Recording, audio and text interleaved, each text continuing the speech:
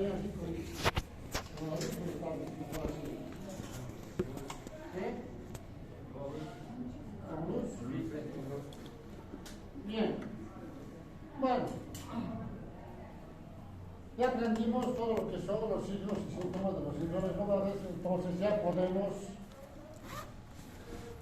llegar a un diagnóstico topográfico, ¿no es cierto? Con todos los síntomas que el paciente requiere, uno puede llegar a un diagnóstico topográfico y probablemente después de hacer los estudios llegamos a un diagnóstico definitivo. Dentro de la patología más frecuente en la práctica médica, lo que más se presenta son los ACVs isquémicos y los ACVs hemorrágicos. Entonces, ¿qué es lo que vemos?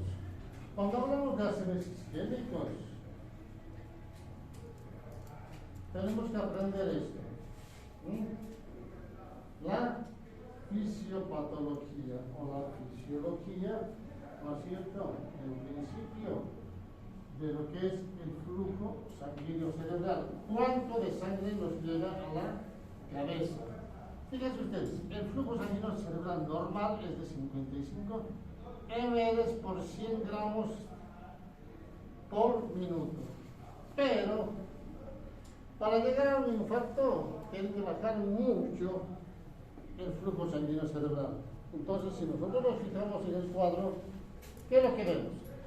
De 30 a 50 ml, o sea, por debajo de lo normal, pues va a haber una alteración en la síntesis proteica y la expresión química. ¿Esto qué significa? Que no va a funcionar adecuadamente, pero sigue funcionando, hay una alteración. Si nosotros vemos que aún baja todavía entre 25 y 35, va a haber un aumento de el consumo de glucosa, la glucosa es la energía de la neurona. Entonces primero aumenta, pero como sigue bajando, empieza a disminuir. Entonces hay una disminución de la utilización de la glucosa. Si nosotros vemos que aún todavía baja, menos de 35, entonces acá ya hay un proceso de lesión inicial de la neurona. Va a haber la liberación de las neuronas y de las enzimas o de los neurotransmisores excitatorios, que son procesos inflamatorios. Y si nosotros vemos que entre 20 y 30 ml por 100 gramos por minuto, ya hay una lesión, hay una acidosis tisular. La acidosis tisular significa que la neurona está empezando a morir, a lesionarse definitivamente. Entonces, ¿qué es lo que pasa? Tenemos menos de 20 ahí ya, entonces va a haber una depresión de la ATP. ¿Eso qué significa? ¿Qué será ATP? ¿La adenosina? ¿Para qué sirve? Es la fuente de energía de la célula. ¿Cómo? Fuente de energía de la célula. Fuente de energía de la célula, ¿no es cierto? Entonces, fíjense ustedes que ya ahí no produce más. Entonces, ¿qué es lo que pasa? El paciente está empezando ya, si quieren comparar con el estado de conciencia de la persona, está en estado estuporoso, a un paso de entrar en coma, ¿no es cierto?, para fallecer. Y si nosotros vemos que sigue bajando menos de 15, prácticamente hay una alteración de la bomba sodio-potasio y aumento del potasio extracelular y hay una cantidad de calcio intracelular. Entonces, en ese momento, la neurona deja de funcionar. En otras palabras, para que entiendan, fallece. Entonces, fíjense ustedes, para llegar a un infarto tiene que pasar todo esto. Y tenemos que entender esto para entender lo que es el ACV isquémico. Ahora, formas de presentación del ACV isquémico se puede presentar por un trombo, por un émbolo o por un hematoma, ¿no es cierto?, que va a romper alguna arteria y provoca un sangrado, pero que es lo menos frecuente de un ACV isquémico. más frecuente es el trombo, ¿no? Ahora, con todo esto que ya sabemos,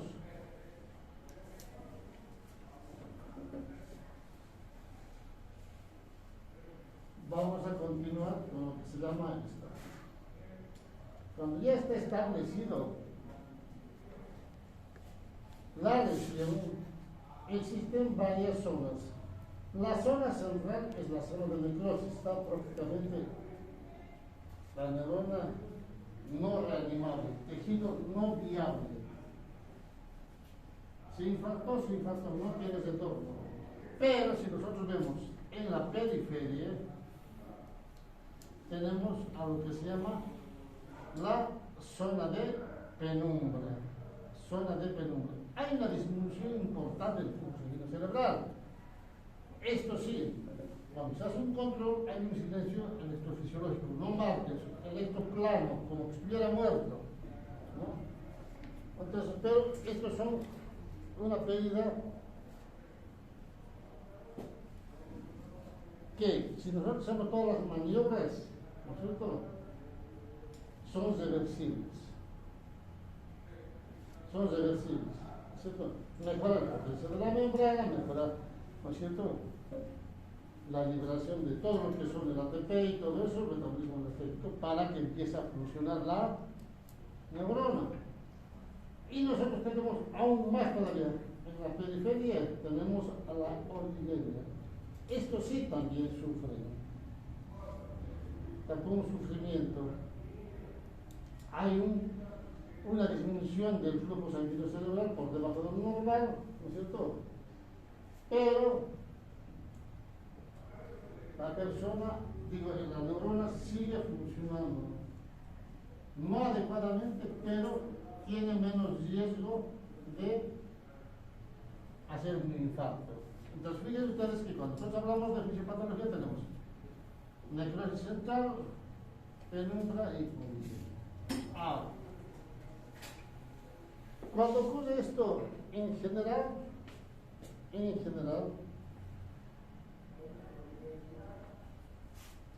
existen, ¿no es cierto?, síntomas que nos ayudan a entender. Recuerden ustedes que en la irrigación cerebral tenemos a lo que llamamos el polígono de Willis, ¿no es cierto? El polígono de Willis, ¿cómo está formado?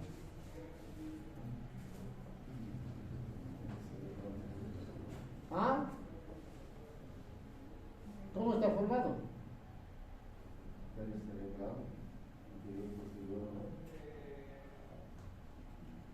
Más o menos.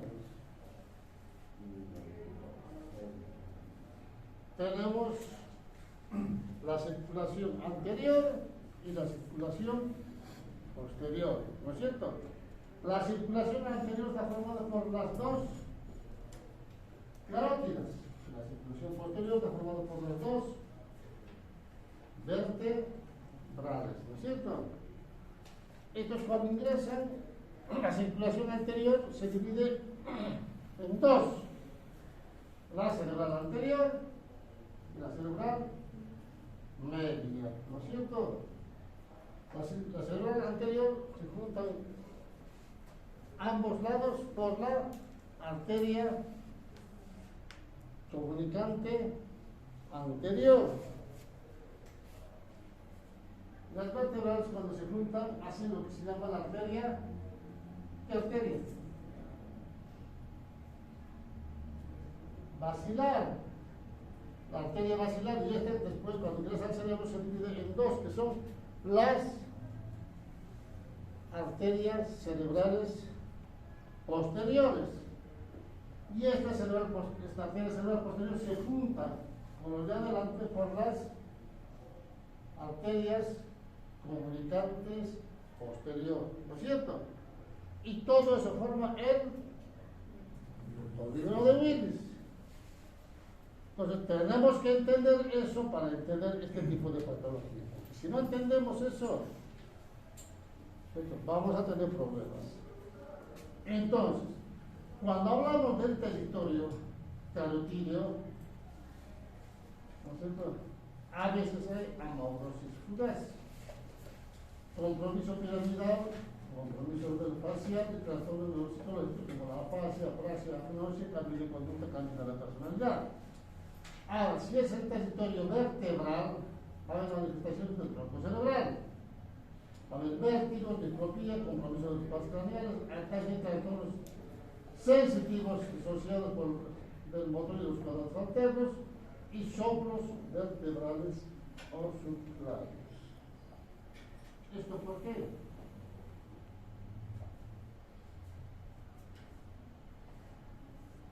Recuerden ustedes cuando hablamos de irrigación cerebral, todo lo que es la circulación anterior irriga la parte frontal y gran parte del territorio del hemisferio cerebral, ¿no es cierto? Y todo lo que es circulación posterior irriga todo lo que es fosa posterior, tronco cerebral, ¿no es cierto? ¿Se acuerdan los dibujitos y los colores? Bueno, uno cuando empieza a pensar tiene que meterse en la cabeza todo eso. Así los dije. Esto no es venir, escuchar e irse. Es poner en práctica todo lo que escucharon anteriormente y empezar a meter, para entender. Porque si no, no entendemos nada. Para mí sería mucho más fácil dar por entendido la circulación anterior, posterior y empiezo a hablar. No van a entender nada. No van a entender nada. Tienen que repasar. No podemos hablar todas las clases repetir desde la primera clase hasta la última. La siguiente otra vez lo mismo. Perdemos más tiempo. Bien, entonces, ya saben que por qué también se hace en forma triangular, ¿no es cierto? Bien, seguimos. Ahora, ¿cuáles son los riesgos para que puedan presentarse esto? En general, los riesgos para todo lo que es la enfermedad neurológica casi siempre son las mismas.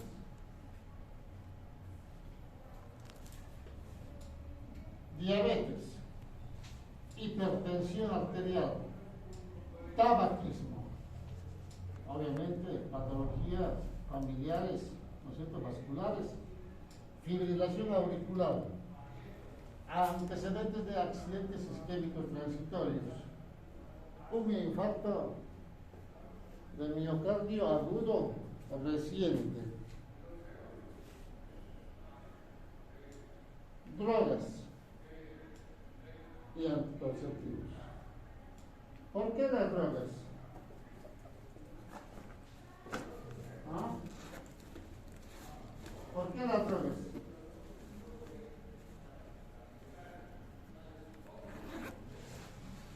¿Qué es lo que dijimos que provocan las drogas?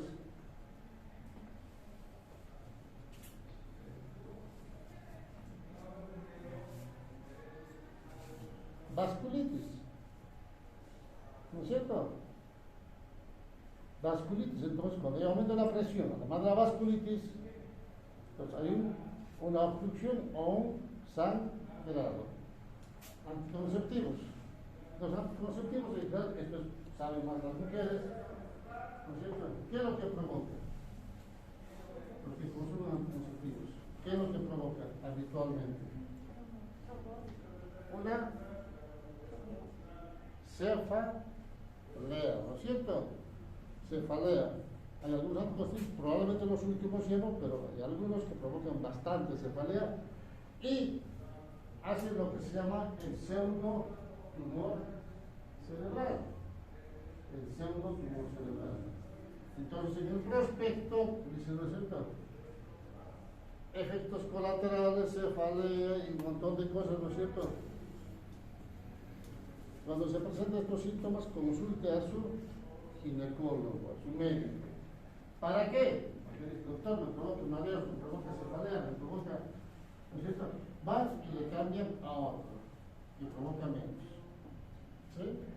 Bueno, todo esto puede provocar. Bien. Ahora, este es el algoritmo que van a ver ustedes, que todo lo que hablamos está acá. ¿Cómo se forma la isquemia?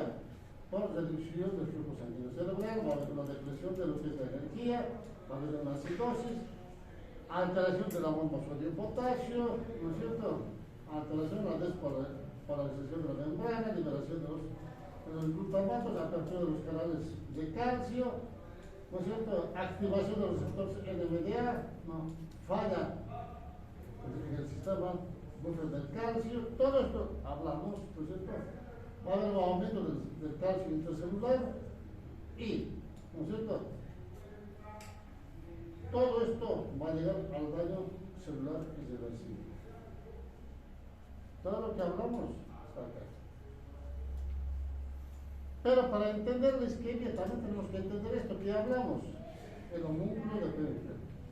Está ubicado en la región frontal, la premotora y precentral, y en la parte posterior, en el área 1, 2 y 3 de la área de Brodmann, ¿no es cierto? El área sensitiva, ¿no es cierto?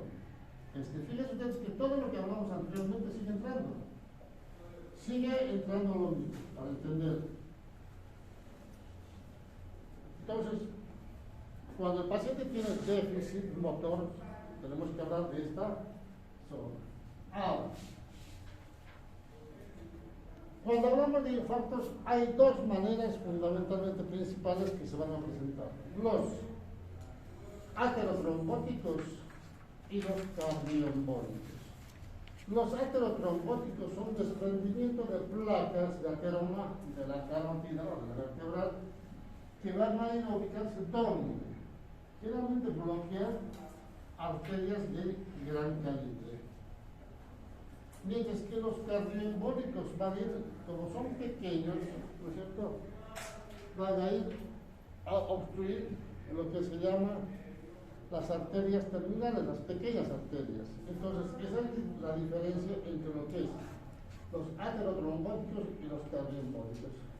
Hay infartos de causa rara o causa indeterminada, que de pronto cualquiera de ustedes pueda hacer un infarto isquémico, pero descontrolan su presión normal, no son diabéticos, son deportistas, no fuman, si son mujeres no usan anticonceptivos. Entonces, fíjense ustedes que no hay una causa de por qué se presenta. Entonces, a eso llaman de causa rara o indeterminada. Busquen antecedentes familiares, no encuentran, pero seguramente, siempre yo digo, siempre hay una causa. Siempre. El problema es que en ese momento no se encuentra.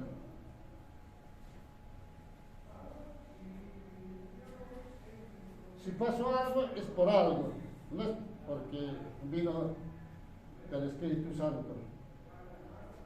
Hay alguna causa. El tema es que en ese momento, cuando buscamos, no encontramos. Entonces decimos de causa indeterminada. Pero si seguimos buscando más adelante, probablemente sí vamos a encontrar. Pero lo más importante para nosotros es saber que existen los ACVs isquémicos o infartos cerebrales, aterotrombóticos y cardioembólicos. Ahora, ¿cómo nos damos cuenta cuando el paciente tiene? En general, cuando hablamos de la parte motora, ¿qué vamos a tener? Hemipalesia o hemiplegia. Va a haber pérdida de la sensibilidad. A veces hay una mianosia total o parcial, ¿no es cierto? Diplopía, fíjense ustedes, disartria o afasia, ataxia, vértigo, nistagmo, disminución aguda de la conciencia. ¿Eso qué significa? Va a depender mucho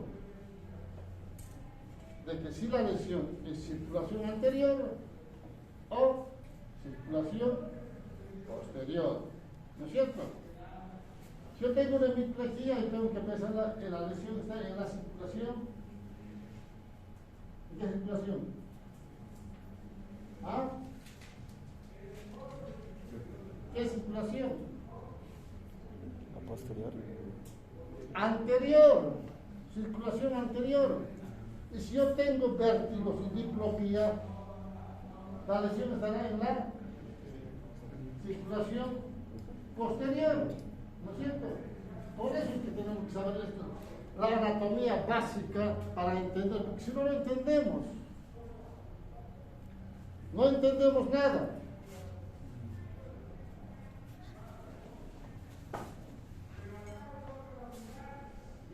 Existe lo que se llama síndromes vasculares. En general, esto es para ver que los infartos masivos, fundamentalmente la circulación anterior, ¿no es cierto? Cuando va a haber una disminución de las afaxias discalculia, alteración microespacial, déficit motor sensitivo, ¿no es cierto? Alteración del brazo, la pierna, déficit homónimo del campo visual. Todo esto, infarto total de la circulación anterior. Ahora, ¿qué pasa si hay infarto parcial? ¿Va a haber alguna de estas cosas? Sí. Va a haber disfunción cerebral superior, afasia, discalculia, alteración visoespacial. Y a veces hay todos los centros de los tres criterios de acá. Entonces, va a haber un déficit sensitivo limitado o solo una extremidad.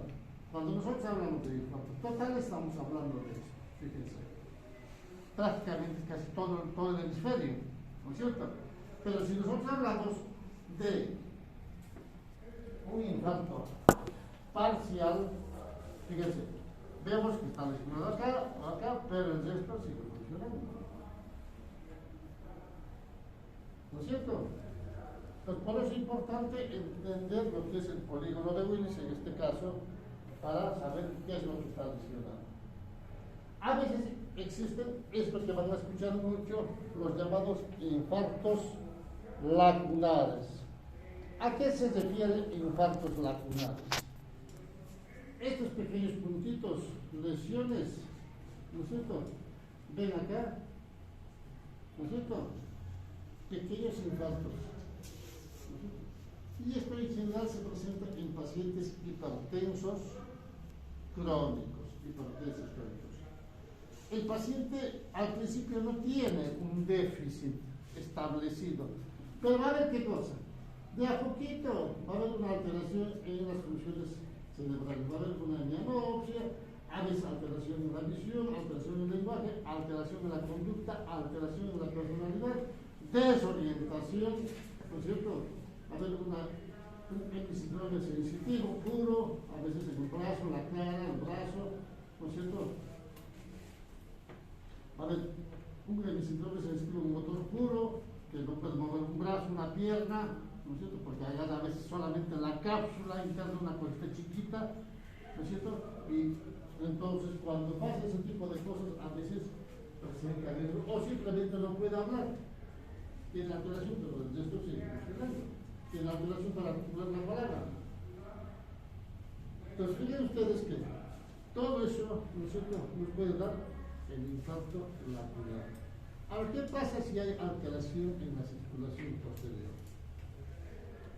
Va a haber alteración de los pares craneales, porque hay infarto cerebeloso. ¿No es cierto? Va a haber un déficit motor probablemente sensitivo contralateral, déficit motor o sensitivo bilateral, a veces trastorno de los movimientos conjugados de los ojos y disfunción cerebelosa, con déficit de vías largas y las hemianopsias aisladas. Entonces, fíjense, es totalmente diferente de lo que es circulación anterior. ¿No es cierto? La circulación posterior en general está afectando los pares craneales, ¿no es cierto? Pares craneales. En la circulación anterior, la vía motora y sensitiva. Entonces, ¿cómo vemos la tomografía? Cuando nosotros sospechamos, ¿no es cierto?, o vemos que el paciente tiene algún déficit o sospecha de una serie isquémica. Si nosotros hacemos una tomografía inmediatamente, vamos a ver que no hay nada.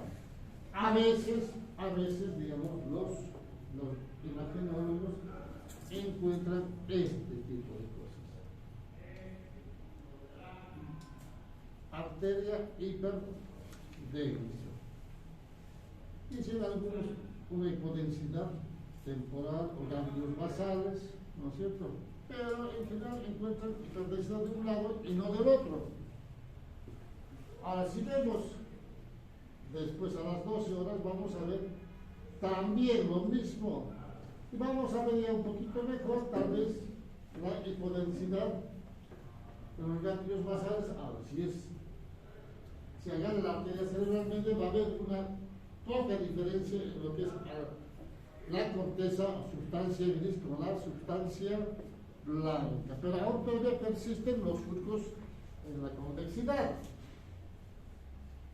Ahora, si nosotros vemos a las 48 horas, ¿no es cierto? Ya la cosa se marca mucho más. Es más efectivo, se marca mejor la lesión. Y si nosotros vamos más adelante, ya vemos acá qué cosa. Fíjense. Todo esto infartado. Ya no vemos surcos en la convexidad, acá sí. Pero aún todavía no está haciendo edema porque no está desviado de línea media.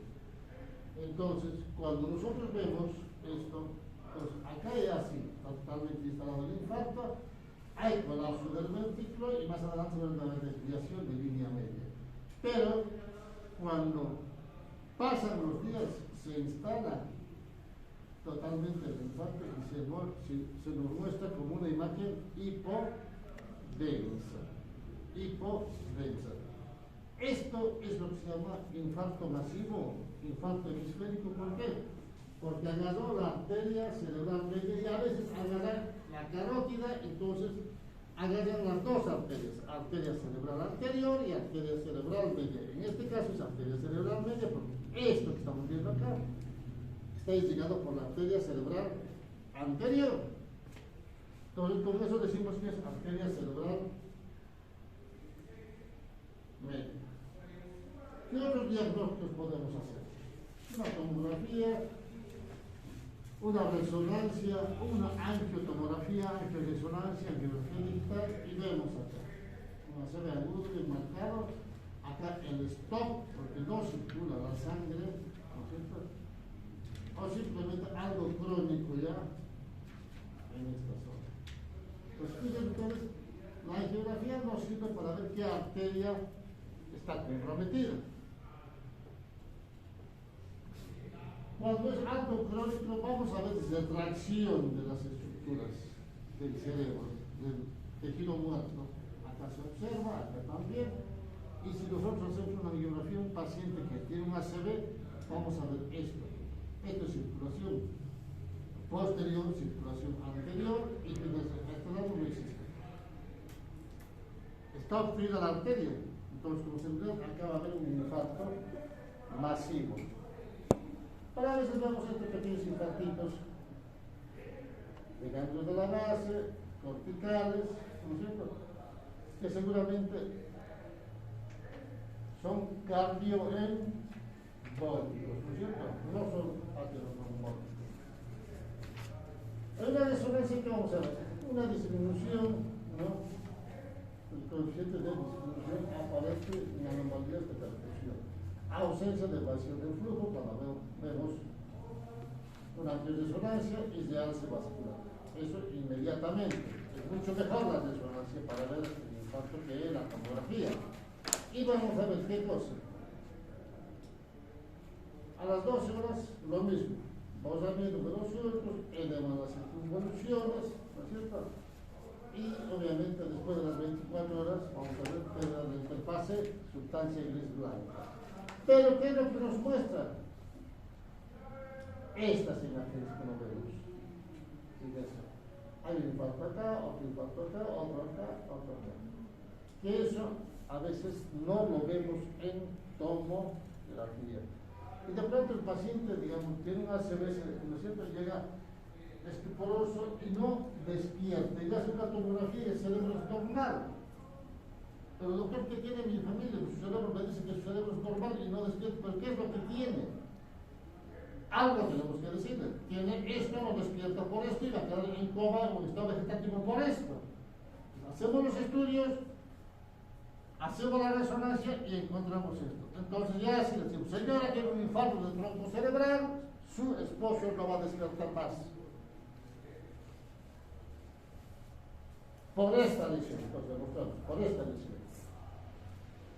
Pero fíjense ustedes que es muy importante saber interpretar y saber esto que estamos hablando, circulación anterior, circulación posterior, ¿no es cierto? Para entender lo que es un infarto cerebral. Bien, ahora, ¿cuál es el tratamiento? Un tratamiento en general, medidas generales. Cuando ingresan al paciente, lo primero que se hace es vigilancia de la frecuencia cardíaca, lo que siempre se hace en una emergencia, frecuencia cardíaca, saturación, presión arterial, ¿no es cierto? Ver que no tenga fiebre, que la glucemia está dentro de los valores normales, que no tenga una broncoaspiración o que no tenga convulsiones, evitar que aumente la presión intracraniana, evitar que haga edema cerebral y esto, escala de Glasgow horario. Glasgow horario. Por eso les digo que ustedes tienen que saber el Glasgow para entrar al internado. No pueden no saber, porque todo se maneja con el Glasgow. Evitar el descenso de la presión y obviamente una rehabilitación temprana. Una rehabilitación significa lo más antes posible.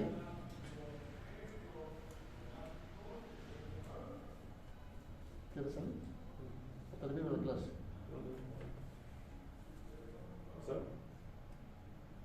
Como vos quieras, termino la clase. Termino con eso. perdón. Termino la clase. Te invité, ¿sabes?